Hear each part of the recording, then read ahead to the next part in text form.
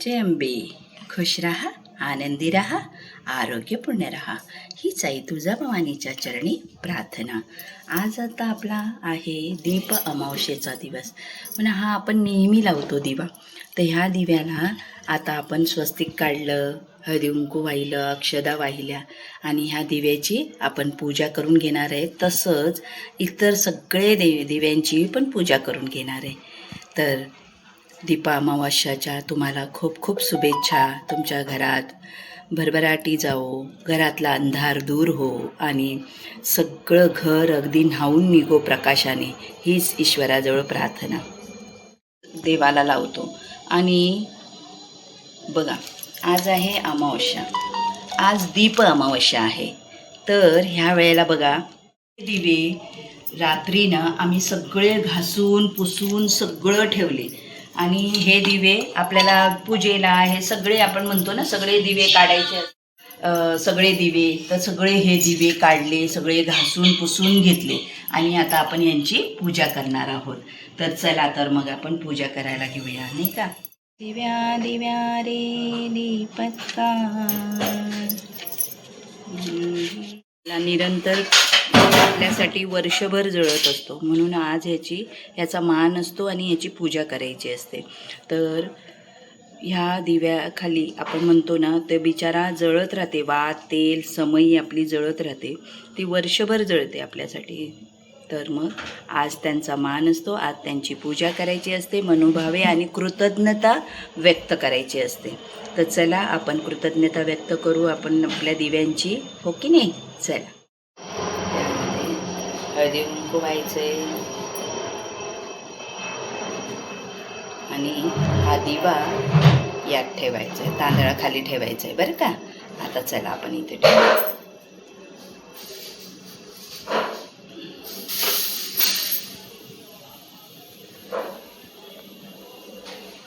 प्रत्येक याच्यामध्ये तांदूळ ठेवायचे आहेत आपल्याला. हे बघा, इथं खाली इथे तांदूळ ठेवायचे आणि इथे समई ठेवायची, इथे तांदूळ ठेवायचे, इथेही समई ठेवायची.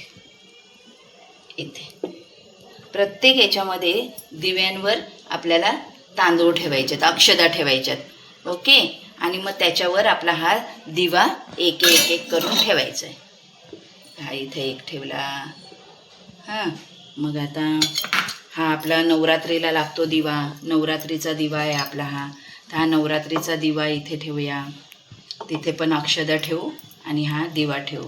आणि हे छोटे छोटे दिवे आहेत ते पण इथे मग असे आपण अक्षदांवर ठेवून देऊ. अक्षदा ठेवल्या आणि त्याच्यावर हे दिवे ठेवून दिले.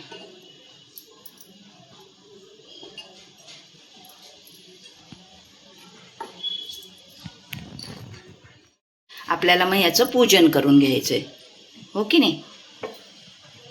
संध्याकाळी आपण पूजा करून घेऊ याची. हा एक मोठा दिवा आहे. असं ह्याची सगळ्याची पूजा करून घ्यायची आपल्याला.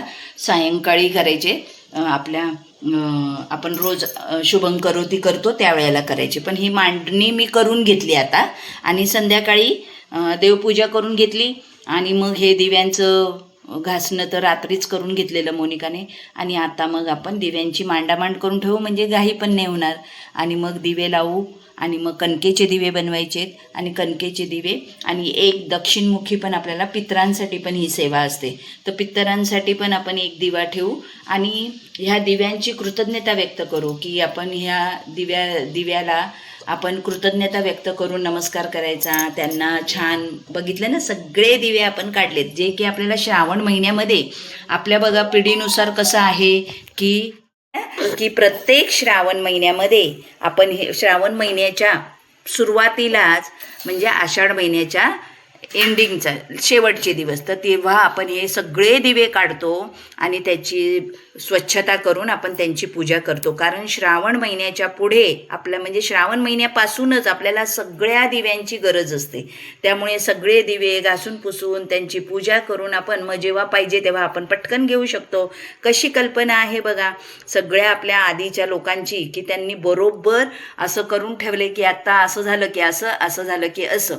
म्हणजे आपण दिवे आता पूजा असते, श्रावणी शुक्रवार असतो, सोमवार असतो, मग तेव्हा पूजेला आपल्याला सगळ्या वस्तू लागतात ना, म्हणून आपण ह्या सगळ्या वस्तू अशा काढून आपण त्यांची स्वच्छता करून आपण मग वापरायला मोकळं होतो. आणि घरातील आपला अंधार दूर व्हावा अशी ही कल्पना असते. आणि आपल्या घरातील अंधार दूर होऊन प्रकाशमय आपलं घर व्हावं असे आपण हे करत असतो. बरं, आपल्या घरात पण आणि बाहेर उंबऱ्यावरही, बाहेरचं घराच्या आजूबाजूला सगळं प्रकाशमय व्हावं ही अशी प्रार्थना असते, नाही का?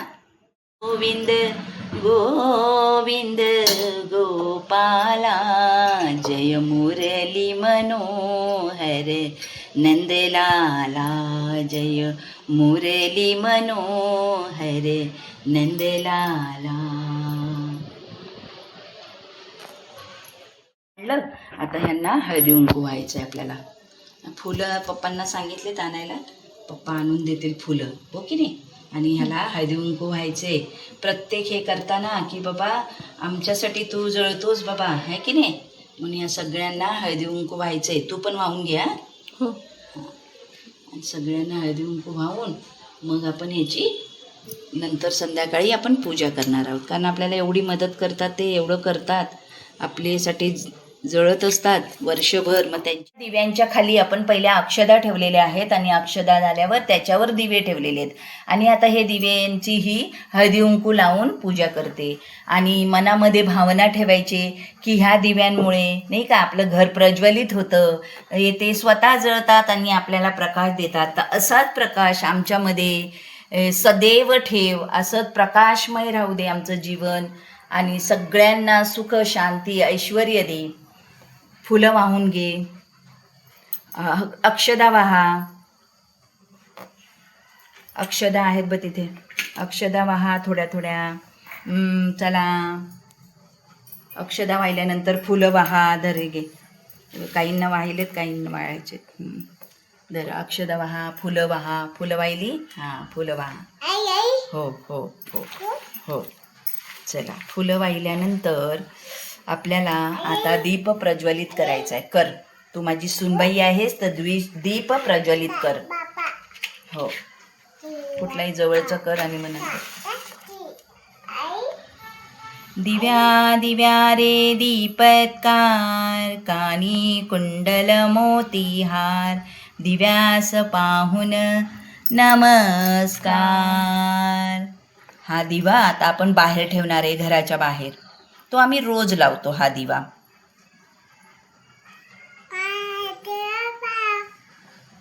आणि हा खिरीचा नैवेद्य ठेवलाय, छान रांगोळी काढले. आणि आता आपण सगळे दिवे प्रज्वलित करू. ओके. जय अंबे, जय अंबे. मन में आन बसो ओ प्रभु जी, दया करो ओ प्रभु जी, दया करो. मन में आन बसो, मन में आन बसो.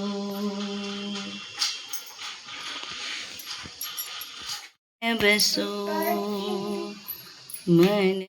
बघा बघा दीप.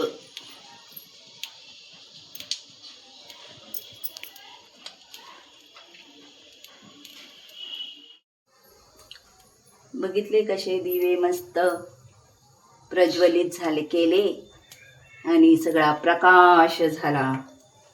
बघा कशी वाटली तुम्हाला हे पूजा. तर आवडली तर नक्की लाईक करा, शेअर करा, सबस्क्राईब करा. छान छान.